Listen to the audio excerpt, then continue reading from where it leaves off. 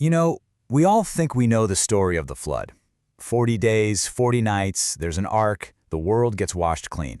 But what if that story, especially as the Zohar tells it, wasn't just about punishment? What if it was a precise, calculated 40-point cosmic recalibration, a total system reset for a reality that had just become critically corrupted? Today, we're going to look at the code behind the catastrophe. Right. The Torah tells us all flesh had corrupted their way. But the secret layer of this, the sod, reveals something so much deeper than just bad behavior. This wasn't just about people making wrong choices. This was a corruption of the system architecture of reality itself. I mean, think of it like a spiritual virus that breached the firewall of creation, infecting the very channels of divine energy and just tainting the entire operating system.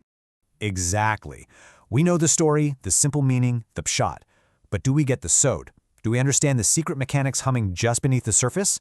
Today, we are going to peel back those layers and look at the flood not as some historical event, but as a masterpiece of cosmic engineering. This was a targeted, multidimensional purge specifically designed to restore a broken world.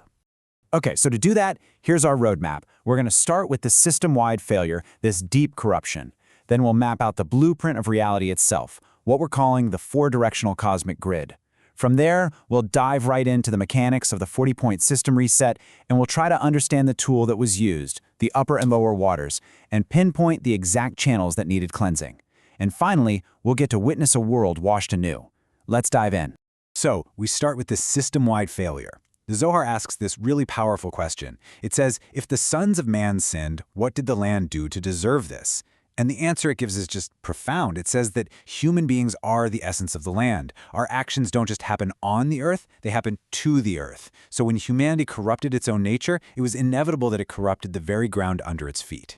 And this just reframes the whole problem, doesn't it? We're not just talking about wickedness in some moral sense. We're talking about a technical state of cosmic corruption. So imagine the universe as this divine network, and there's life-giving energy flowing through all these specific channels. Well, human actions, which we'll get into, acted like malware. They didn't just break the rules, they attacked the network itself. They tainted the flow, blocked the ports, and caused a total system malfunction. Reality was literally on the verge of a fatal crash. And to understand the cure, the flood, we first have to understand the blueprint of the system that got infected in the first place. This is where we move from just the story to the actual schematics, to the sod, the secret mystical architecture of all of creation. Okay, so the basic building blocks of this whole architecture are the 10 Sefirot. The easiest way to think of them as 10 fundamental dimensions, or maybe divine attributes, that structure all of existence. They form this beautiful cascade, starting from Keter, the crown of divine will at the very top, and flowing all the way down to Malhut, which is our physical kingdom, our reality. It's the spiritual stack that our world is built on. And these 10 dimensions, they're not just stacked vertically like pancakes.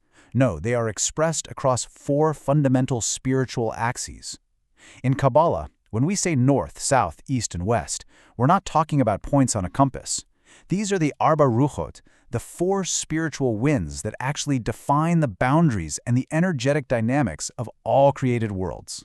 And here you can see how the whole system map just comes together. The 10 Sefirot are expressed through each one of the 4 directions. So you have 10 dimensions of mercy in the east, 10 of judgment in the south, and on and on. 10 times 4 gives you a 40-point grid. This is it.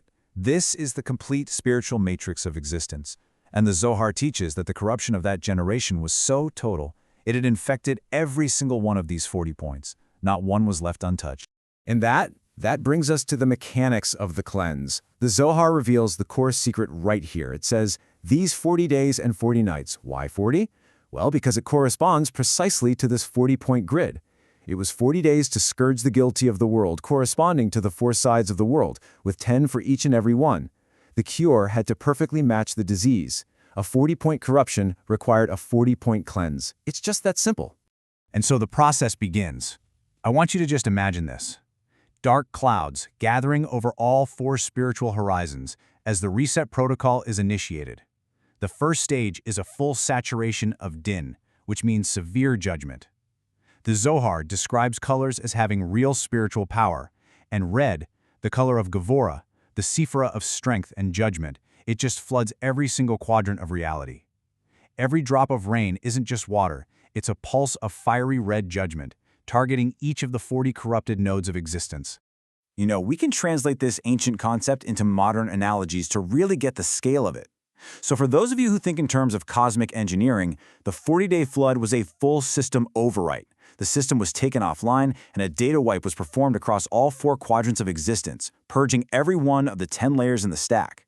And for our younger listeners, or hey, anyone who's a gamer, imagine the world as a video game with 4 huge zones. Each zone has 10 levels. The game got so infected by a virus that the developers had to unleash a 40-level cleansing storm to reset every single level in all 4 zones. Game over for the virus.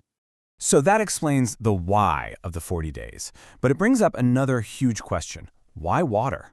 Of all the things you could use, why was water the instrument of this cosmic correction? Well, the Zohar explains that the physical corruption on Earth was just a mirror of a fundamental breakdown in the flow of spiritual waters from above.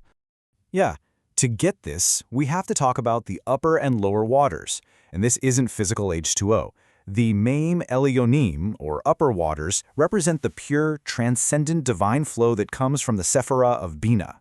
You can think of this as the pristine source code of reality. Then you have the main Taktonim, or lower waters, and that's the manifestation of this flow down here in our world, the Sefirot of Malkut. That's the running program. And the Zohar's status report on the world before the flood is that a catastrophic disconnect had happened. The upper waters, that pure divine source, became separated from the lower waters, which was our corrupted reality. The flow was broken. So get this, God used physical water to correct a flaw in spiritual water. The flood was a physical reunification of upper and lower waters, rain from the sky, fountains from the deep, to force a hard reset on the spiritual system and repair that broken connection. And the Zohar is incredibly specific about where this spiritual breakdown actually happened. It wasn't just some general failure, no. It was a targeted corruption of the most crucial channel in the entire system. The pipeline that connects Yesod, the foundation, to Malkut, our world. Okay, let's break this down. The pristine design is for this divine life force to flow from the Sefirot of Yesod, the foundation, directly into Malkut, our world, to sustain it. But humanity interfered. The Zohar identifies a very specific sin as the primary act that corrupted this sacred channel, spilling seed upon the earth. This wasn't just a physical act, it was a spiritual act that injected corruption directly into the final pipeline of creation. This tainted energy then poured into Malkut, poisoning our entire reality from its foundational input. And the Zohar does not mince words on this. It says directly, a man who does this spoils himself and spoils the earth. That's the direct link. This specific human action had these devastating cosmic consequences. It created a feedback loop where intimate human choices caused the systemic corruption of the entire physical and spiritual world, and that necessitated a total system flush. Which brings us to the final stage of the process. The 40 days of judgment are finally complete. Every single corrupted node has been purged. The waters, having done their work, begin to recede, and a new, recalibrated reality emerges from the cleanse. The world, once saturated in that fiery red of judgment, is now dissolved. It's completely enveloped in the deep, primordial blue-black of Mayim, of water. And this isn't just destruction, this is a return to a state of pure potential. It's like a hard drive being wiped clean right before a new operating system is installed. The old, corrupted world is dissolved back into the raw, unstructured material of creation, getting ready for a new beginning. And then, from that deep blue void, a new world emerges. This is the final color shift. The attribute of judgment is transformed into mercy.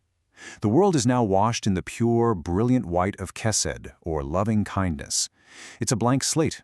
The system is rebooted, the channels are clear, and reality is restored to a state of purity, totally ready for a new covenant with the renewed humanity. You know, this grand cosmic narrative isn't just some ancient story. The mystics teach that these cycles are reflected inside each and every one of us. The flood becomes the ultimate paradigm for teshuvah, for repentance and return. Just as the world underwent a 40-point reset, we too have the power to reset our own inner worlds, to cleanse the corrupted channels within ourselves, and return to a state of purity. And that really brings the takeaway home for us today. The story of the flood becomes a mirror.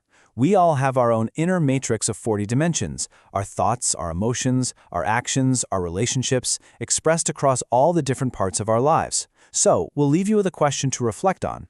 If your world needed a reset, Which of your 40 dimensions, which part of your inner landscape would you cleanse first? Thank you for joining us for this complete journey through the Pardes. We hope these ancient truths help you and your family improve your own dimensions this week. If you enjoyed this full chapter deep dive, please like, subscribe, and share which part of the journey touched your soul in the comments. We'll see you in the next chapter.